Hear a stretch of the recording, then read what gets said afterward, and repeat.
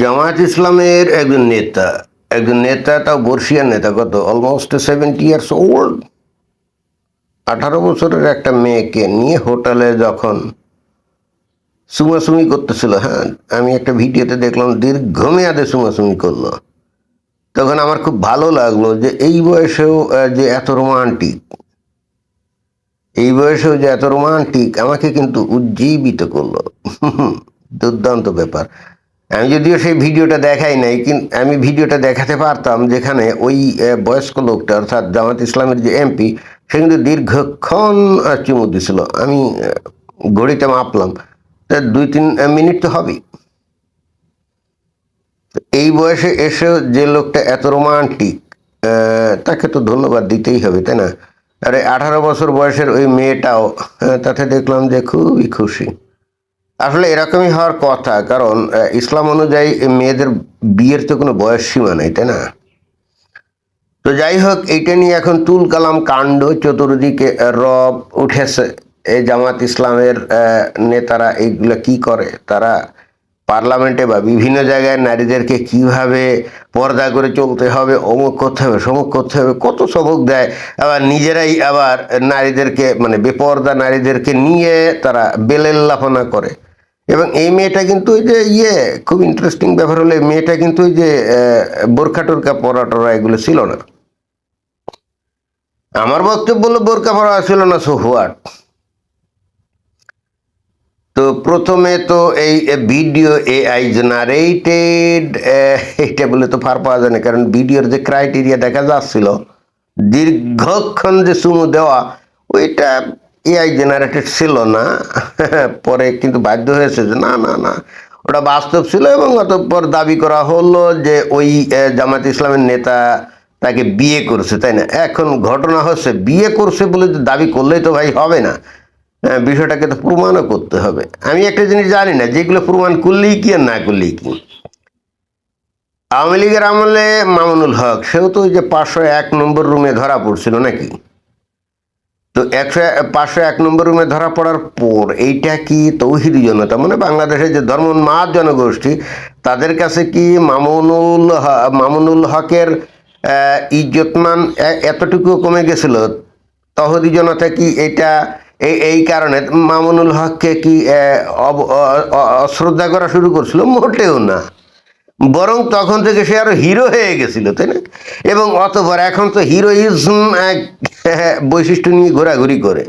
আমি জানি না সেই 501 নম্বর রুমের যে জান্নাত কি জানি মেয়েটার নাম ভুলে গেলাম, ওই যে শহীদুল ভাইয়ের স্ত্রী, তাই না? শহীদুল ভাইয়ের স্ত্রী আসলে ওই তখন নাকি তালাক প্রাপ্ত ছিল। এখন সে কোথায় আছে, কি অবস্থায় আছে? তো এই ধরনের ঘটনা ঘটালে বাংলাদেশের তৌহিদি জনতা হৃদয় থেকে এদের মানে হৃদয়ে এদের সম্পর্কে কোনো নেতিবাচক পরিস্থিতি তৈরি করা যায় না। যেমন আজকে যে গাজী নজরুল ইসলাম, জামায়াতে ইসলামের একজন এমপি, উনি ওই একই কাজ করছেন। তো এখন দেশের পাবলিক কি মনে করে বা বিএনপি কি মনে করে এতে করে গাজী নজরুল ইসলামের মান ইজ্জতের ন্যূনতম কোনো ক্ষতি হবে? জি না, আমার ধারণা একেবারেই ক্ষতি হবে না, বরং আরো প্রশংসিত হবে যে এই বয়সেও 18 বছর বয়সের একটা মেয়েকে সে যে পটাতে পারে, সে যে ম্যানেজ করতে পারে, it's a quality. And for this reason, he shouldn't be accused of adultery. বিষয়টা কিন্তু এরকমই। এখন কথা হচ্ছে যে এই ঘটনার পরে, আচ্ছা ঠিক আছে, প্রথমে তো ধরা পড়েছে হোটেল রুমে, তাই না? যে বিবাহিতা স্ত্রী যদি হবে তাহলে হোটেল রুমে গিয়ে এই ধরনের করে কেন?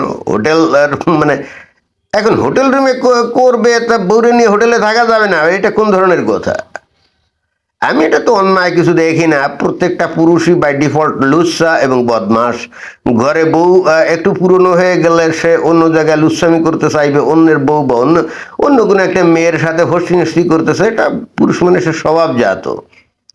এখন এগুলো করতে গেলে তো ভাই অনেক টাকা টুকা লাগে। মনে করেন আপনার ওয়াইফ আছে, তাই না? আমি একটা ভিডিওতে বলছি অলরেডি বিষয়টা। আপনার যদি ঘরে ওয়াইফ থাকে, এরপর একটা কুমারী মেয়েকে যদি আপনি লাইন করে তার সাথে প্রেম প্রীতি করতে চান, ভাই অল্প পয়সায় কাজ হয় না। কারণ ওই মেয়েটা জানে যে ওই বিয়ে হতেও পারে নাও হতে পারে, অর্থাৎ তার ধান্দা থাকে যত পারা যায় এই লোকটার কাছ থেকে টাকা উসুল করার জন্য। ঠিক আছে, এখানে প্রেম প্রীতি যে ব্যাপক ভূমিকা রাখে তা কিন্তু না। অর্থাৎ এখানে আপনার অনেক টাকা থাকতে হবে।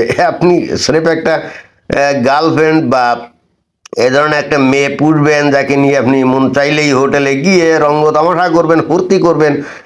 মাল মানি পকেটে না থাকলে এটা সম্ভব না। এটাই হলো সঠিক কথা, তাই না?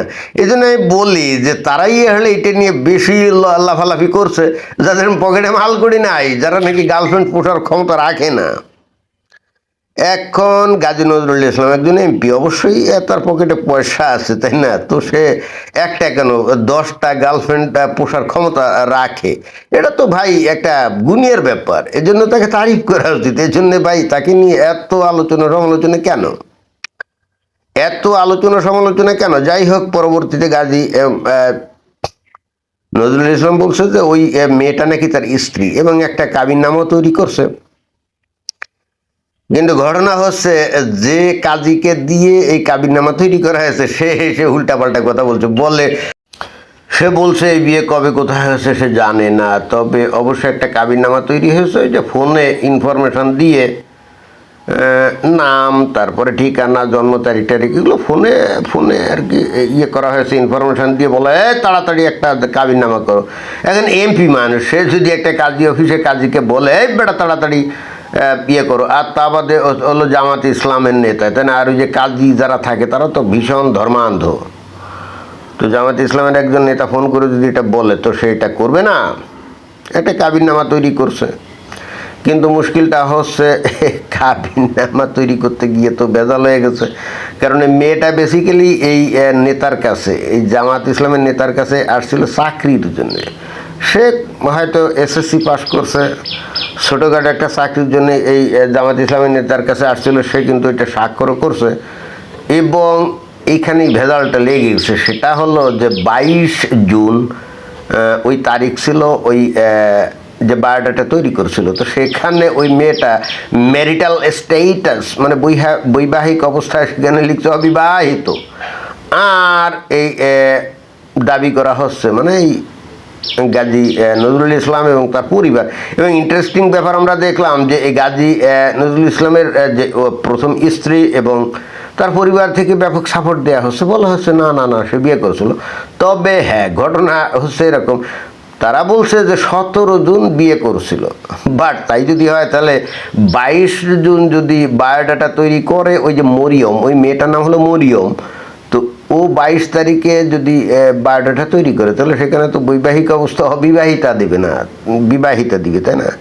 অর্থাৎ নানাবিধ ঘটনা থেকে এটাই প্রমাণিত, ধরা যদি না পড়তো তাহলে এটা আর বিয়েতে রূপ নিত না। আর ওই মেয়েটা বিয়ে করতো বলেও মনে হয় না। এখন ধরা পড়ে যাওয়ার পর ওই মেয়েটাও হয়তো বলছে ঠিক আছে আমিও তার স্ত্রী। হ্যাঁ, এইখানেই কিন্তু এই জামাত ইসলাম নেতার কিন্তু একটা বিজয়, কি জানেন? নর্মালিও যদি একটা দ্বিতীয় বিয়ে করতেও যাইতো এবং তার স্ত্রী যদি তাকে পারমিশন দিত, প্রথম স্ত্রী, তাহলে এত এত অল্প বয়সে মেয়ে, কচি মেয়ে কি সে পাইতো? মোটেও না। হয়তো বিধবা এগুলো পাইতো, তাই না? বা ডিভোর্সি কোনো মেয়ে পাইতো। একেবারে 18 বছরের তরতাজা কুচি মেয়ে তো আর পাইতো না। ঘটনা চক্রে এখন এই মেয়েটা পেয়ে গেছে, তাই না?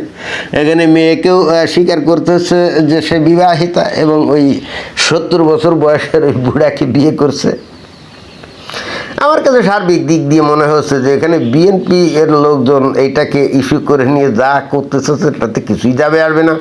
কারণ এই বিএনপির লোকজন মাঝে মাঝে আসলে বাংলাদেশের মানুষের চরিত্রটা বোঝে না। বাংলাদেশের তৌহিদি জনতা এই সমস্ত নারী কেলেঙ্কারিকে পাত্তা দেয় না, কারণ এগুলো ইসলাম অনুযায়ী কিছু কিছু ক্ষেত্রে অনেকই বৈধ, যেটা আমি আর ভিডিও বড় হবে বলে আর বলতে যাচ্ছি না। প্রথমত এটা মুতাবিয়া হিসাবেও বৈধ হতে পারে। আর নাম্বার 2, যদি নজরুল ইসলাম বলে আমি তারা বিয়ে করছি, আরে ভাই করছে নবীর সুন্নতি পথে, তাই না?